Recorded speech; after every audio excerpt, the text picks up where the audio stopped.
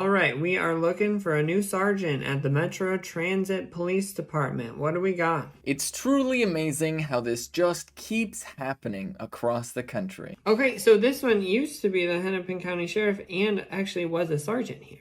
Okay, promising. What else? So, an outside investigation determined he engaged in workplace bullying and harassment, was being investigated for falsifying time cards, and emailed someone, "Bring it on, there's nothing anyone can do to me." Also, drove drunk at 125 miles per hour, flipping a cop car after a police conference, then tried successfully for hours to avoid a blood alcohol test, and then blamed the crash on a cab driver that did not exist. I don't know.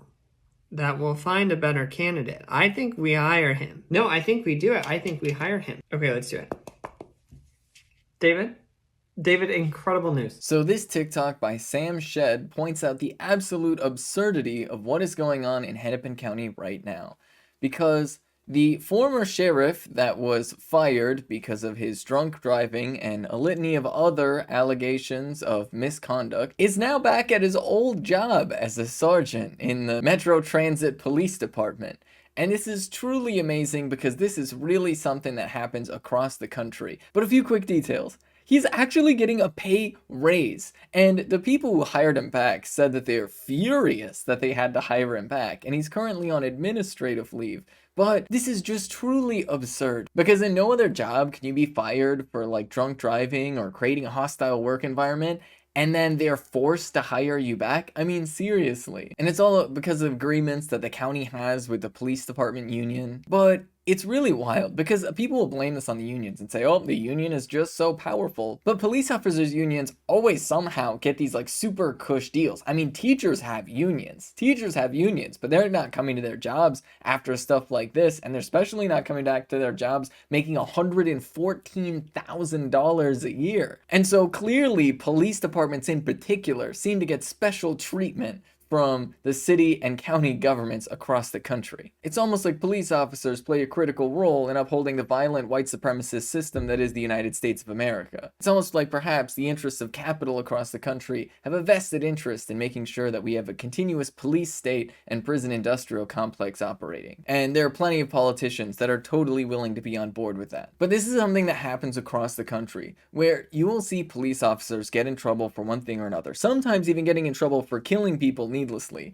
and they'll be put on administrative leave, sometimes they'll be fired, and then somehow magically they get rehired either at the same department or somewhere else, and they just hope that everybody's not going to pay attention or care or be able to do anything about it, because once again, all of the institutions that we have are designed specifically to protect police officers, and this is why statistics like the fact that 40% of police officers are accused of domestic assault across the country. That's just a fact that we're all supposed to accept. And then on top of that, we have like official records from the FBI that say that police departments across the country have been infiltrated by white supremacists. I mean, but let's be clear, there didn't really need to be an infiltration because policing in the United States actually has its origin in slave catchers. So white supremacy has really always been the name of the game anyway. And even people like Joe Biden to this day are actually proposing increasing police budgets across the country and putting even more police officers on the streets, despite the fact that last year was the most deadly for police killing civilians. And there's no reason to believe that that's going to go the other direction anytime soon, because as long as we have more police officers on the streets and there's a bipartisan agreement that police officers should be above accountability, then of course we are going to see police officers needlessly killing people in streets, getting ridiculous pay raises, even amid allegations of misconduct, and even after being fired, because heaven forbid our system do anything to make people feel safe in any way, shape, or form. So once again, this is just a classic case of police officers being above the law, and everybody in institutions of power saying that their hands are tied. But the truth of the matter is, when it comes to stuff like this, where there's a will, there's a way.